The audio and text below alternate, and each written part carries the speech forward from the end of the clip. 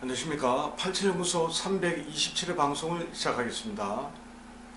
자, 오늘은 건강식품이나 한약을 섭취할 때 반드시 체질의 이론 약재만 사용해야 하는 것인지, 체질에만 맞으면 무조건 좋은 결과가 나타나는 것인지에 대해서 한번 알아보겠습니다.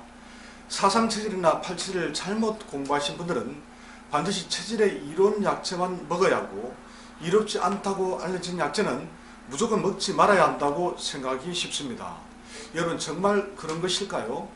먼저 태음의 목체질 약재 몇 가지부터 한번 생각해 보겠습니다.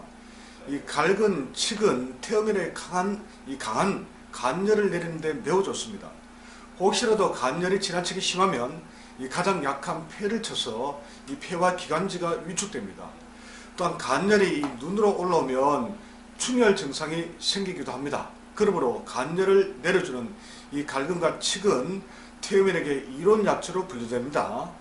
그런데 갈근은 성질이 서늘합니다. 그래서 혹시라도 이 장이 냉한 분들은 갈근을 받아내지 못하니 오히려 독이 될 수 있습니다. 비록 장이 냉하지 않아도 갈근만 단방약으로 장복했을 때도 마찬가지로 문제가 생길 수 있습니다. 자, 인삼은 성질이 더워서 몸의 냉기를 몰아내고 태음인의 부족한 양기를 보강하며 이 폐의 기운을 활성화하는 작용이 탁월합니다. 자, 그런데 갱년기로 이 상견이 될 때 인삼을 섭취하면 증상이 더욱 악화합니다. 자, 실제로 몇 달 전에 정확한 증상도 듣지 않고 열태음인 모금이 대한 이 체질만 생각하고 큰 처남댁에게 인삼이 들어가는 갱년기 처방을 알려주었습니다. 그랬다가 이 얼굴로 열이 심하게 올라서 제가 자칫 돌팔이가 될 뻔한 일이 있었습니다. 자, 이처럼 태음인에게 그렇게 좋다는 인삼도 이 본인 증상에 맞지 않으면 독이 될 수 있습니다. 자, 그렇다면 태양인과 소양인 같은 양체질은 말할 필요도 없겠지요. 자, 백작약은 굳이 분류한다면 태양인의 약재입니다. 하지만 혈을 생성하는 힘이 좋으니 여성들의 혈 부족에 널리 사용됩니다. 그래서 백작약이 사물탕의 핵심 재료가 된 것이겠죠. 자, 백출은 위장을 안정시키니 소화기가 좋은 열태음인 모금체질은 맞지 않는다고 생각하기 쉽습니다. 하지만 열태음인도 위장병이 있는 분들이 있습니다. 이럴 때는 체질보다는 증상을 보고 백출을 함께 배합해야겠죠. 자, 이번에는 가장 많은 비율을 차지하는 이 태양인 금체질을 한번 예로 들어보겠습니다. 당귀는 전형적인 태음인 약재이고 천궁도 태음인에게 더 잘 맞습니다.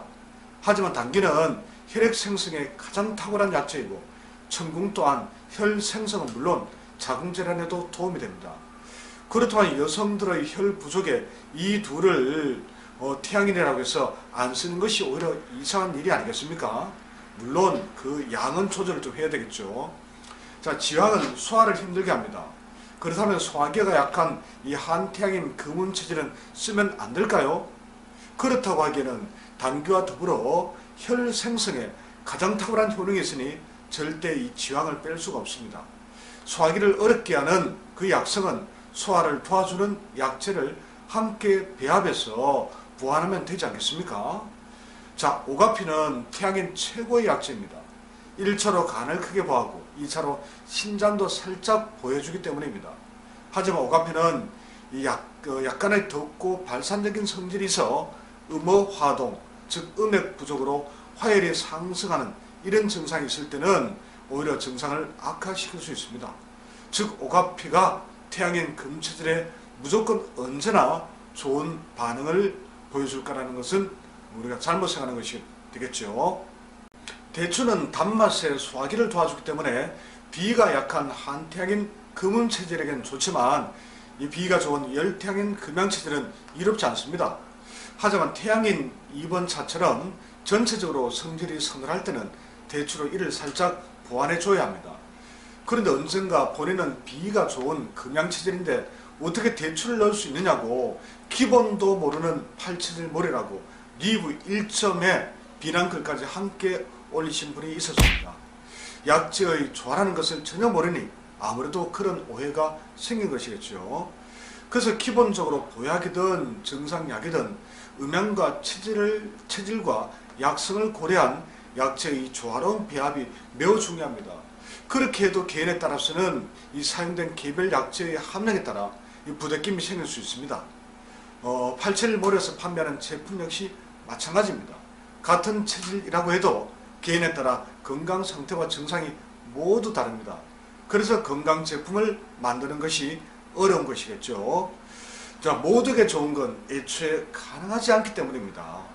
그래서 최대한 사용된 약재를 조화시켜 누가 먹어도 큰 문제가 생기지 않도록 배합하려고 노력하지만 간혹 꼭 누군가는 불편하다고 말씀하십니다. 솔직히 이런 고민은 안타깝게도 저는 물론 그 누구도 어떻게 완벽하게 할 수 없는 부분입니다. 제가 직접 한 분 한 분을 만나 개별적 증상을 듣고 그에 따라 약재 배합을 일일이 달리하여 개인 맞춤식으로 제품을 만들어 드릴 수는 없지 않겠습니까? 자, 혹시라도 체질이 정확한데도 특정 건강 제품을 섭취하고 부대낌이 생겼다면 왜 그런 것인지 질문하시면 됩니다. 87나라 카페를 통해 문의하시면 언제든지 친절하게 원인과 해소 방법을 안내해 드리겠습니다. 가끔 다른 분들과 다른 본인의 특별한 건강 상태를 생각하지 않고 엉터리 제품을 만들어 힘들게 하느냐고 다짜고짜 전화로 항의하신 분들이 있습니다.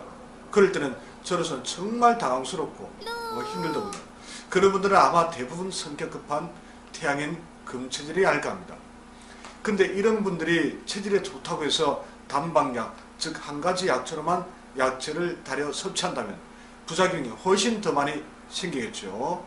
그래서 한약을 드실 때는 뛰어난 능력을 지닌 한의사들의 정확한 진단과 처방이 필요한 것이 아니겠습니까?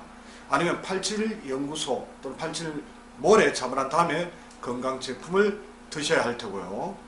자, 지금까지 언급한 내용을 토대로 말씀드리면 이 100% 체질식을 강조하는 87 전문가들의 주장은 심각한 고민이 필요합니다. 왜냐하면 약성이 약한 음식조차 그렇게 철저함을 강조하는데 약성이 훨씬 더 강한 이 한약재는 건강식품은 과연 어떻게 만들고 있을까요? 정말 체질의 이론 한약재로만 배합해서 제조하고 있을까요?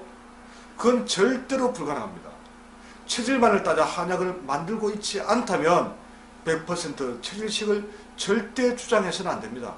논리적으로 이보다 더한 모순이 따로 없으니까요. 자, 오늘은 87 한약재나 건강식품이 무조건 이로운 것도 무조건 해로운 것도 아니다.